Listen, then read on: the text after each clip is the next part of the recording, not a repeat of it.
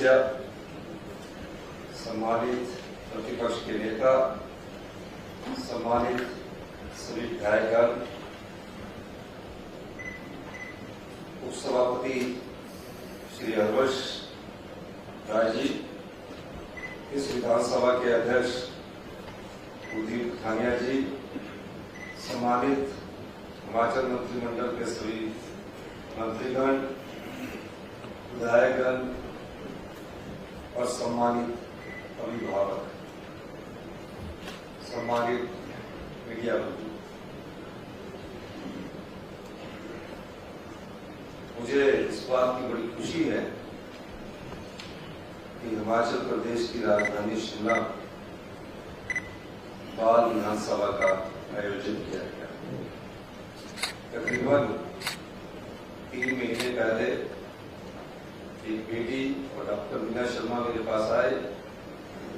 उन्होंने मुझसे अनुरोध किया, माननीय अध्यक्ष महोदय ने इसका कार्यभार संभाला और आज खुशी इस बात की है कि जिस प्रकार के सवाल जवाब आप पूछ रहे थे उसको देखकर मन और मन में बहुत प्रसन्नता हो रही। प्यारे बच्चों, the road to success is not straight। मैं ये बात इसलिए कहना चाहता हूं, सफलता के लिए आपको मेहनत करनी पड़ेगी। और जिस प्रकार के बच्चों ने यह सवाल पूछे, वो हमारे नए हिमाचल, नए भविष्य की नींव बनता है। पूरे हिंदुस्तान से इस बाल विधानसभा की प्रतियोगिता में काफी बच्चों ने भाग लिया और आज आप लोगों के सवाल जवाब देकर इस बात की खुशी हुई कि हमारा जो भविष्य है और नन्हे मुन्ने जो प्यारे बच्चे इस विधानसभा आज बैठे हैं, वो आने वाले समय में सुरक्षित है। क्योंकि लोकतंत्र हमारी संस्कृति का हिस्सा है और जीवंत लोकतंत्र इस सभागार के द्वारा देखने को। इनमें से कुछ बच्चे ऐसे होंगे जो अपने जीवन काल में 2 या 3 साल बाद अपना पहला वोट डालेंगे और अपनी मन की पसंद की सरकार को, मनपसंद विचारधारा को आप चुनेंगे। देखने से कई परिवर्तन नहीं हो, बातचीत से कोई परिवर्तन नहीं होता, कार्य करने से परिवर्तन होता। भावार्थ मेरा यह है कि शब्दों के द्वारा विचार प्रकट किए जा सकते हैं। धरातल में लाने के लिए, अमली जामा बनाने के लिए बड़ा संघर्ष करना पड़ता है और आगे बढ़ना पड़ता है। जब तक वो चीज पूरी ना हो जाए तब तक उसके पीछे लगे रहना ही हमारे जीवन में खेल करना चाहिए। और एक बात बेटी ने बहुत अच्छी रखी, हिमाचल विधानसभा की 61 विधायकों में से एकमात्र महिला विधायक चुन हुआ है। बात सही है, विधानसभा में हमारी संख्या कम जरूर है, लेकिन मैं आपको एक बात बताना चाहता हूं। जब देश में 73वां और 74वां संविधान संशोधन हुआ,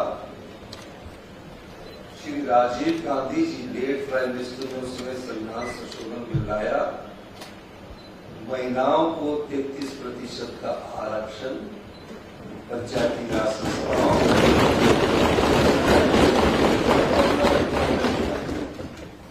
और जिस समय यह आरक्षण मिला उस समय हम आपकी तरह युवा सोचते थे कि कैसे महिलाएं चुनाव राजनीति में आए। क्वेश्चन मार्क होता था। उस समय की व्यवस्था ऐसी थी कि सर पर पल्लू रखना पड़ेगा,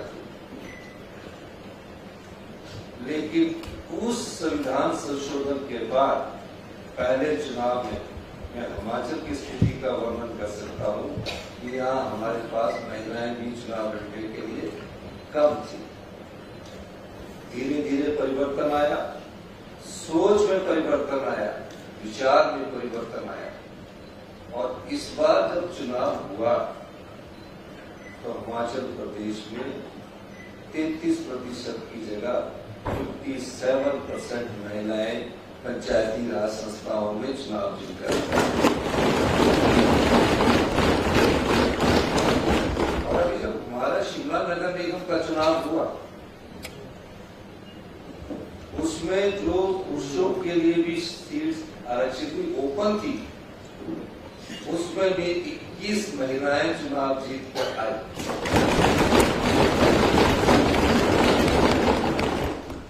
और यहाँ इस बार विधानसभा में भी 43 बेटियां हमारी चुनकर आई है, सेलेक्ट होकर आई है। जो मुख्यमंत्री महोदय है विधानसभा के, आपको बहुत बहुत शुभकामनाएं देता हूँ। कुछ मुद्दे ज्वलंत उठे और बच्चों में भी मैं पूछ रहा था अध्यक्ष महोदय से, कन्हैया साहब से, कि क्वेश्चन किसने तैयार करवाए। उन्होंने कहा ये क्वेश्चन इन्होंने पढ़े, क्योंकि जिसकी आशा और उम्मीद नहीं थी उसको उन्होंने दी। और हम जानते हैं कि इस सीट पर दोबारा कोई ना कोई हमारी इस सभागार से बैठा हुआ बच्चा चुनकर आ सकता है। ये वो सदन है जिसको बने हुए 98 वर्ष हो चुके हैं। ये वो सदन है जब ब्रिटिश काल में अंग्रेजों की हुकूमत हुआ करती थी और शिमला हिंदुस्तान की समर कैपिटल हुआ करती थी। उस समय का ये सदन आज हमारे प्यारे बच्चों को इस सदन में बैठकर बाल सभागार में क्वेश्चन आंसर और अपने आप को प्रस्तुत करने का मौका मिला है। इसके लिए आप बहुत सौभाग्यशाली हैं, क्योंकि जो प्रश्न आपने पूछे वो ठीक है। हमने हिमाचल के बच्चे जो है, मैं आपको कुछ बताना चाहता हूं। मैं भी एक गवर्नमेंट स्कूल से पढ़ा हूं। उस गवर्नमेंट स्कूल से पढ़कर आज मैं मुख्यमंत्री की कुर्सी पर पहुंचा हूं। मैं जीवन में कभी मंत्री भी नहीं रहा, कभी विधायक भी नहीं रहा। मैंने परिस्थितियों को समझा है, लेकिन अपने जीवन का पहला चुनाव जब मैंने कॉलेज में प्रवेश किया, उसके बाद 10वीं क्लास के बाद 10th क्लास के बाद 11th हुआ करती थी, जिसको पीयूसी बोला करते थे। मैंने वहां क्लास रिप्रेजेंटेटिव का चुनाव लड़ा। 18 साल की उम्र, सीआर बोलते हो। फिर 18 साल में फिर क्लास रिप्रेजेंटेटिव का चुनाव लड़ा। उसमें सिर्फ 11th और 12th क्लास में सिर्फ क्लास रिप्रेजेंटेटिव का ही चुनाव लड़ सकते थे। और जब मैं सेकेंड ईयर में हुआ तो जनरल सेक्रेटरी और ज्वाइंट सेक्रेटरी में से दोनों में से सेकेंड ईयर के जो बच्चे थे वही चुनाव लड़ सकते थे। मैं जनरल सेक्रेटरी का चुनाव लड़ा और फाइनल के बच्चे ही अध्यक्ष और उपाध्यक्ष का चुनाव लड़ सकते थे। प्रेसिडेंट और वाइस प्रेसिडेंट का चुनाव लड़ सकते थे। मैं प्रेसिडेंट का चुनाव लड़ा, तो हमने चुनाव लड़ा और चुनाव जीता। यूनिवर्सिटी में डीआर का चुनाव लड़ा, यूनिवर्सिटी में हम एक चुनाव हार गए। तो लीडरशिप कहां से ग्रो होती हुई ये बताने की कोशिश कर रहा हूं। मन में अगर सेवा भाव होगा तो निश्चित तौर पर आप में जिस भी क्षेत्र में जाओगे उस क्षेत्र में प्रतिनिधि लीडरशिप आपकी विकसित होगी। और इस क्षेत्र में आपके पास बहुत अपॉर्चुनिटी है। इसलिए मैं आपको कहना चाहता हूं, राजनीति स्टॉप गेयर अरेंजमेंट नहीं होता। पॉलिटिक्स होल टाइम मिले या ना मिले, लेकिन आपको काम करते रहे। तभी मैंने कहा road to success is not stay. और आज मैं आपकी क्वेश्चन आंसर, आपके 324 के क्वेश्चन आंसर और जिस प्रकार की कार्रवाई आपने यहाँ प्रस्तुत की है वो स्मरणीय है, अति सुंदर है। बच्चे जागरूक है अपने अधिकारों के प्रति, खासकर हिमाचल के बच्चे जो क्वेश्चन पूछ रहे थे, आंसर दे रहे थे माननीय मंत्री जी, तो हमें अच्छा लग रहा है। हमने इस दृष्टिकोण से अपना जब पहला बजट प्रस्तुत किया, हिमाचल प्रदेश विधानसभा में काल का मेरा पहला बजट, वो प्यारे बच्चों, वो एक ऐसी नींव है जो आने वाले 10 साल में, जहां देश 25 वर्ष में दिशा देने वाला होगा, हिमाचल प्रदेश आने वाले 10 साल में हिंदुस्तान का सबसे समृद्धशाली और सबसे अमीर राज्य जिस ऊर्जा राज्य, जिस ग्रीन स्टेट की हमने परिकल्पना की, उसके संबंध में आपने पर्यावरण से संबंधित सवाल पूछा। हम उस दिशा में आगे बढ़ रहे हैं और बहुत आगे जा चुके हैं। हमने बहुत 40 साल पुरानी व्यवस्था में बदलाव किया है और आने वाले समय में आप देखेंगे 3 वर्षों में जो HRTC की बस चलती है वो कोई भी डीजल और पेट्रोल की बस नहीं होगी, सब इलेक्ट्रिकल होगी।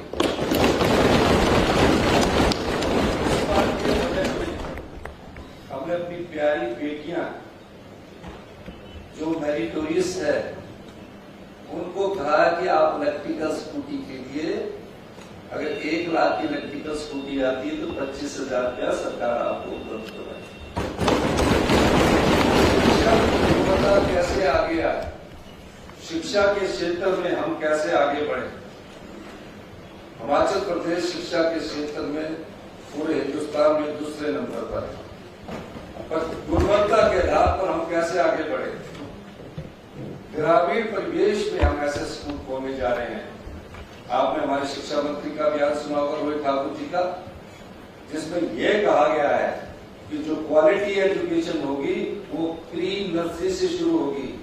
आने वाले 2 सालों के भीतर आप गांव में जो SDM और तहसील के हेडक्वार्टर के नजदीक के 4-5 स्कूल है, जो किसी की बिल्डिंग गिर रही है, कहीं टीचर नहीं है, वहां हम 50 बीघे में Rajiv Gandhi day boarding school खोलने जा रहे हैं, जिसके लिए 300 आप देखेंगे स्कूलों में 12 बीघे में तो स्पोर्ट्स का कॉम्प्लेक्स ही होगा। आप भी नर्सरी से आ जाएंगे, शाम को अपने घर जाएंगे। इस प्रकार की क्वालिटी एजुकेशन हम आने वाले 2-3 साल में आपको उपलब्ध होगा। छोटे बच्चे जब आप बड़े हो जाएंगे, आप उनसे जब आप ऐसी घर सभा करेंगे तो वो आपसे सवाल पूछेंगे। उस क्वालिटी एजुकेशन की तरफ हमारी सरकार आगे बढ़े। हम नहीं चाहते कि स्कूल खुले टीचर होना, हम नहीं चाहते कि बच्चे होना और टीचर होए। हमारी सरकार गुणवत्ता पर ज्यादा जोर दे रही है। हमारी इस दृष्टिकोण से भी हमने हिमाचल के प्यारे बच्चों को मैं बताना चाहता हूँ, हम कार्य कर रहे हैं। और भी कई इश्यूज आपने उठाए। एक बच्चे ने बहुत अच्छी बात की, क्योंकि हमने आपसे सीखा है। और कोई भी चीज जब बच्चे बताते हैं तो उसमें सीखना चाहिए। एक बच्चे ने बहुत अच्छी बात की कि हमें योगा करवाना चाहिए 10 मिनट का स्कूल। मुझे अच्छा लगा। और जिस भी बच्चे ने अपनी सोच को प्रदर्शित किया है, इस बारे में हमारे जो सरकार है वो विचार करेगी कि सुबह प्रार्थना के बाद 10 मिनट अगर योगा हो जाए तो बच्चों का एक ध्यान जो है वो शिक्षा के प्रति है। इस दृष्टिकोण से भी हमारी सरकार प्यारे बच्चों काम कर रही है।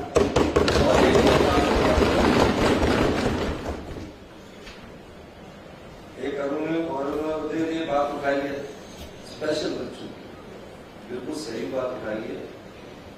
हम इस तरफ भी ध्यान देंगे, लेकिन हमने ऐसे बच्चों को, हिंदुस्तान की हिमाचल प्रदेश पहली सरकार है जिसमें 6000 बच्चों जो अपनी माता को खो चुके हैं, जो अपने पिता को खो चुके हैं, उनको सरकार ने गोद लिया।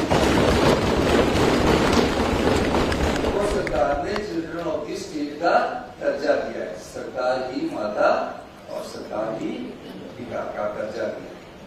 क्यों दिया? उसकी भावनाओं को अगर कोई खरीदे तो अच्छा नहीं लगता। हमने कहा ये इसे अधिकार दीजिए। प्यारे बच्चों, जो अपनी माता को खो देता है, जो अपने पिता को खो देता है, 1 साल की उम्र में खो देता है, 2 साल की उम्र में खो देता है, उसकी पढ़ाई का खर्चा रिश्तेदार भी उठा सकते हैं, कोई धनवान व्यक्ति भी उठा सकता है, लेकिन वो जिंदगी भर उसके भावना पर, उसकी दया पर निर्भर है। हमने कहा इस भाव को खत्म करना, और हमने कानून बनाया, और कानून बनाकर उनको कहा कि जो भी शिक्षा पर खर्च होगा, एक तो थी प्राइमरी शिक्षा, मिडिल की, हाई की, सारा खर्चा सरकार उठाएगी। फिर हाई स्कूल के बाद अगर नीट में जाता है, इंजीनियरिंग करता है, डॉक्टरी की पढ़ाई करता है, फीस तो लगेगी कॉलेज में, उसको पूरी फीस का खर्चा भी सरकार देगी। जब हॉस्टल मिलेगा, हॉस्टल का खर्चा भी सरकार देगी। अगर हॉस्टल नहीं मिलता तो प्राइवेट घर में रहता है, उसका खर्चा भी सरकार देगी। फिर गर्मी में कौन से कपड़े पहनने हैं और सर्दी में कौन से कपड़े पहनने हैं, उसका भी खर्चा सरकार देगी। फिर जिस घुमाने ले जाते हैं ना अपने बच्चों को, कहते हैं परिवार के साथ, हमने कहा उन्हें भी साल में एक बार घूमने का मौका मिलना चाहिए। और जिस प्रकार हम अपने बच्चों को बाई एयर लेकर जाते हैं, उन अनाथ बच्चों को बाई एयर का खर्चा भी सरकार देगी। और इसमें एक और बड़ी खुशी की बात ये कि सेंट स्टीफन कॉलेज ने हिमाचल प्रदेश के 3 अनाथ बच्चों को, उन बच्चों को कहा है कि उनको हम अपने कॉलेज में एडमिशन दें, शिक्षा से महरूम ना हो जाए। और आपके जो सवाल थे, उन सवालों में हमारी सरकार कुछ पर अमल कर रही है, और कुछ पर हमारे बच्चों ने जो सवाल किए हैं, हम उन पर अमल की दृष्टि से आगे बढ़े, क्योंकि जागरूक बच्चे ही देश के युवा की सोच को प्रकट करते हैं, और इस सोच के साथ हमको भी करना पड़ेगा। जिस दुनिया में हम प्रवेश करने जा रहे हैं प्यारे बच्चों, हमारे समय तो लैंडलाइन टेलीफोन भी होता है। हमारे समय जब लैंडलाइन टेलीफोन होता था तो उसको सोचा जाता था ये तो बहुत धनवान व्यक्ति है, इसके घर में तो टेलीफोन लगा। जो हमारा समय था ना, उसमें सब होता, तो अगर गाँव में किसी के घर में टेलीफोन लग जाए तो उसके घर में रोज जिसके घर में गाय होती तो दूध लेके जाता था कि मुझको मेरे बेटे का फोन बाहर से आएगा तो सुनने के लिए बुला लेंगे। राजीव गांधी जी ने आईटी इंडस्ट्री को लाया, जिसके कारण हिंदुस्तान पूरे आईटी में आगे बढ़ा। और आज इस सभागार में बैठे सभी बच्चों के हाथ में भी मोबाइल होगा, और सभागार में बैठे आपके अभिभावकों के भी हाथ में मोबाइल होगा। हमारे समय ऐसा समय नहीं, और आपका जो समय आने वाला मैं बोलने वाला हूँ, हमारे समय ऐसा नहीं था ना, अब मोबाइल है। अब जिस प्रकार से एआई, आर्टिफिशियल इंटेलिजेंस, 5G और 6G में हम प्रवेश करने जा रहे हैं, आपको उस भविष्य की टेक्नोलॉजी के साथ आगे बढ़ना। पिछली टेक्नोलॉजी के कारण जब अमेरिका ने हिंदुस्तान को 1986-87 में सुपर कंप्यूटर देने से मना कर दिया था, राजीव गांधी देश के प्रधानमंत्री हुआ करते थे। राजीव गांधी जी ने ऐसी नीतियां लाई कि सूचना क्रांति के इस युग में आज पूरे विश्व में आईटी के क्षेत्र में हिंदुस्तान का डंका बजा। अमेरिका में सीईओ डॉक्टर हिंदुस्तान द्वारा डोमिनेट किए जाते हैं, और आने वाली चुनौतियां आपके लिए 5G के इस युग में, आर्टिफिशियल इंटेलिजेंस के इस युग में, डेटा साइंस मशीन लर्निंग के इस युग में, हमारी सरकार ने हिमाचल प्रदेश में इस एकेडमिक सेशन से ये कोर्स शुरू करने का बजट में प्रावधान किया है। इस बात जो हमारी एडमिशन होगी इस जगह में जाना है, क्योंकि विश्व में ये सबसे बड़ी चुनौतियां आपके सामने आ रही है। जैसे कि हरवंश जी ने बताया कि हमें इन चुनौतियों का मुकाबला टेक्नोलॉजी से ही करना पड़ेगा, हम पीछे नहीं रह सकते। तो इस दृष्टिकोण से हम आगे बढ़ रहे हैं। प्यारे बच्चों, आपके इस विधान सभा के जो बाल विधानसभा इसके लिए मैं आप दूर दूर से आए हैं। कुछ लोग हिमाचल से के अंदर के हैं, कुछ लोग हिमाचल से बाहर के हैं। मैं एक बार फिर से आपका हिमाचल प्रदेश सरकार की तरफ से आपका स्वागत करता हूँ, आपका धन्यवाद करता हूँ। सीख कर जाएंगे और ये मत सोचना कि हमने यह सुना है, हमने आपसे सीखा है और जो हमने सीखा है वो आने वाले समय में उनको कहाँ सम्मिलित करना है, उस दृष्टिकोण से भी हमारी सरकार आगे बढ़ेगी। इन शब्दों के साथ एक बार फिर से हमारे जो अध्यक्ष है विधानसभा के कुलदीप भानिया जी, जिनके नेतृत्व में जिनकी मेहनत से ये सब सफल आयोजन हुआ है, मैं हरिवंश राय जी का भी अब एक बार पुनः धन्यवाद करता हूँ कि आपने भी उपसभापति राज्यसभा है, आपने समय निकाला। सभी सरकार के मंत्रीगण का, विधायकों का, चाहे वो सत्ता पक्ष के, यहाँ विपक्ष के विधायक भी आए, सब लोग बैठ के बात सुनते हैं। और हिमाचल विधानसभा में एक खासियत है कि यहाँ 90% से ऊपर जो विधायक चुनकर आते हैं, 80 से 90% वो graduate, post graduate, doctor, engineer चुनकर आते हैं विधानसभा में। जिस प्रकार आपकी चर्चा होती है उस प्रकार हमारी भी चर्चा इसी तरह होती है। इसलिए आपने जिस प्रकार की चर्चा में और जिस प्रकार के प्रश्न काल के उत्तर आपने दिए है, इसके लिए आप सब विधायक के पात्र है। एक बार फिर हिमाचल में आने पर आपका बहुत बहुत स्वागत करता हूँ। जय हिंद।